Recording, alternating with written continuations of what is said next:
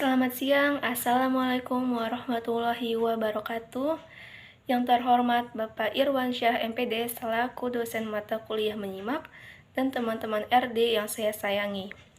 Ada pepatah mengatakan tak kenal maka tak sayang. Maka perkenalkan kami dari kelompok 9 yang beranggotakan saya Farah Fuadati dengan NPM 20 23 21 500 184. Saya Milan Oktavianita Wulandari dengan NPM 202321500381. Saya Adinda Dara Coer dengan NPM 202321500407.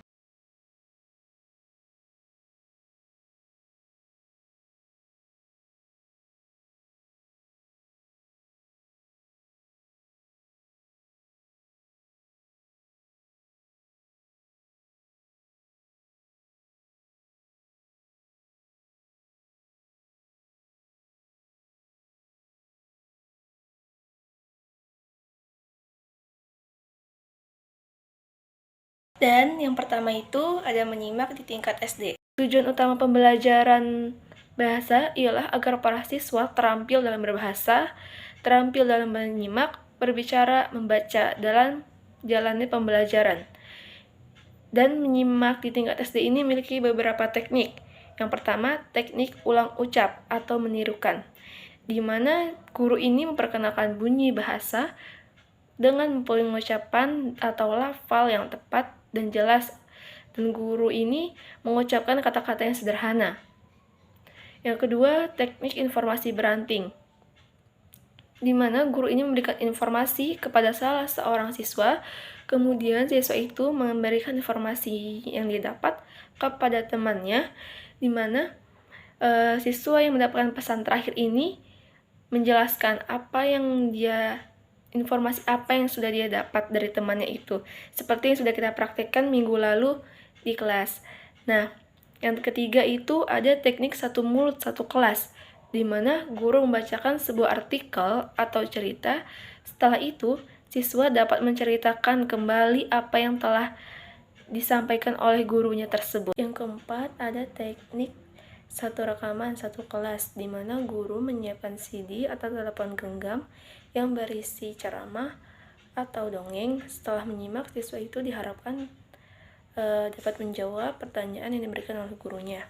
Yang kelima, teknik group close, yaitu guru membacakan wacana sekali, kemudian bacakannya lagi, di mana paragraf pertama secara utuh, tetapi paragraf selanjutnya itu ada beberapa kata atau kelompok kata yang dihilangkan. Yang keenam, teknik parafrase, di mana guru itu menyiapkan sebuah puisi untuk disimak oleh siswa. Kemudian siswa secara bergiliran disuruh untuk menceritakan kembali isi puisi yang telah disimaknya dengan kata-katanya sendiri. Yang ketujuh, teknik simak libat cakap, yaitu guru mengadakan wawancara. Sebelum mengadakan wawancara, siswa diminta untuk menyiapkan apa yang perlu ditanyakan kepada yang akan diwawancarai. Kedelapan, teknik simak bebas cakap. Teknik ini mementingkan keterlibatan penyimak dalam pembicaraan dengan menyimak apa yang disampaikan oleh pembicara, sehingga penyimak dapat memahami isi pembicaraan dan tujuan pembicaraan. Yang kedua itu ada B, mendengarkan dan membedakan berbagai bunyi atau suara serta bunyi bahasa. Dan di sini ada sekolah dasar. Anak SD pada tingkat dasar kelas 1 berlatih mendengar bunyi yang ada di sekitar mereka. Benda-benda yang dijumpai dalam gambar dapat berbunyi, dan siswa membedakan dan meniru suara, bunyi bahasa yang dapat dilambangkan dan dikenalkan oleh guru dengan cara mengeja. Siswa juga bisa menirukan bunyi-bunyi bahasa yang dibacakan oleh guru.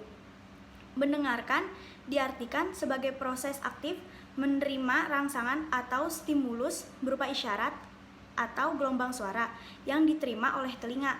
Contohnya itu, siswa mendengarkan guru yang sedang menjelaskan materi pada saat di kelas. Dan bunyi atau suara yang diperdengarkan berbeda-beda, karena bendanya pun berbeda-beda. Contohnya adalah bunyi lonceng, bunyi kentongan, bunyi trompet, peluit, dan lain sebagainya.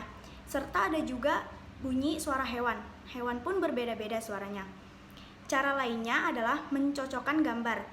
Jadi, murid diminta mendengarkan deskripsi guru tentang benda-benda di sekitar dan menebak nama benda yang dideskripsikan guru atau orang tua. Yang ketiga itu ada C, mendengarkan pesan pendek dan dongeng. Dan ada mendengarkan pembacaan teks pendek dilakukan dengan menyimak cerita secara seksama dengan memperhatikan kosakata baru yang belum dikenal.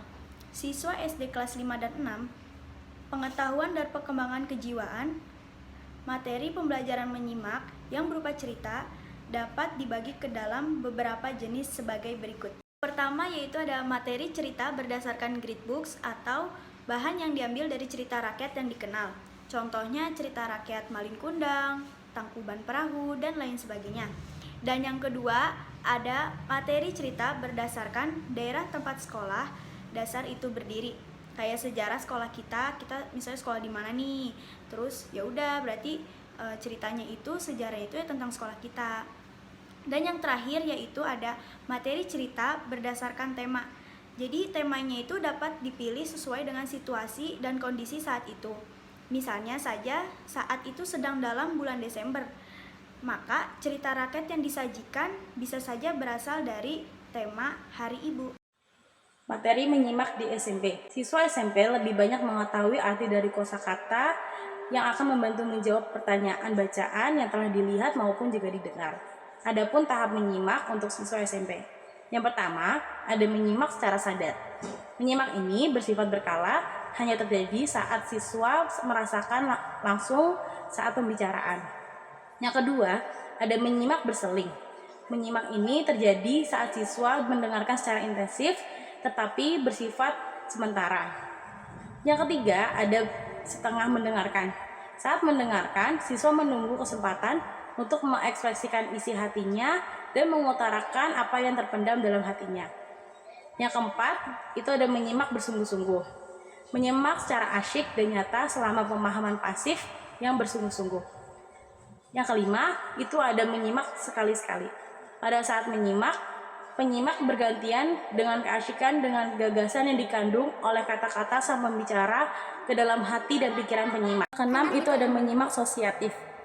Pada saat menyimak, si penyimak mengingat pengalaman pribadi sehingga benar-benar tidak memberikan reaksi kepada pesan yang disampaikan oleh pembicara. Yang ketujuh, itu ada menyimak secara berkala. Saat menyimak, reaksi penyimak terhadap pembicara secara berkala dengan membuat komentar atau membuat pertanyaan. Dan yang ke-8, itu ada menyimak secara saksama. Menyimak secara saksama dan bersungguh-sungguh mengikuti jalan pikiran sang pembicara. Dan yang ke-9, menyimak secara aktif. Menyimak untuk mendapatkan serta menemukan pikiran dan pendapat sang pembicara. Materi menyimak di SMA. Siswa di SMA biasanya lebih menerima sesuatu dengan apa yang langsung dilihat dan juga disimak. Adapun beberapa alternatif pembelajaran menyimak yang dapat dilakukan di SMA. Yang pertama itu adalah menyimak penjelasan. Penjelasan itu rangkaian penyataan yang menggambarkan fakta untuk menjelaskan penyebab dari fakta-fakta tersebut. Yang kedua, itu ada menyimak pidato. Kegiatan berpidato ini mendengar dan mengamati sang pembicara untuk menyampaikan informasi atau gagasan. Yang ketiga itu adalah menyimak laporan. Laporan tersendiri itu adalah mempunyai fungsi informatif. Dijadikan sebagai sumber pengalaman orang lain jika melakukan hal yang sama. Dan yang keempat, ada menyimak khotbah yang masuk dalam bagian pidato yang menguraikan tentang ajaran agama. Nah, di SMA ini materi menyimak itu dihubungkan dengan karya sastra. Sebab karya sastra itu merupakan suatu kegiatan kreatif seseorang yang dapat dikatakan sebagai sebuah karya seni yang mengandung keindahan. Pembelajaran sastra di SMA lebih banyak ditekankan pada apresiasi sastra. Cukup sekian penjelasan dari kami, kurang lebihnya mohon maaf. Wassalamualaikum warahmatullahi wabarakatuh.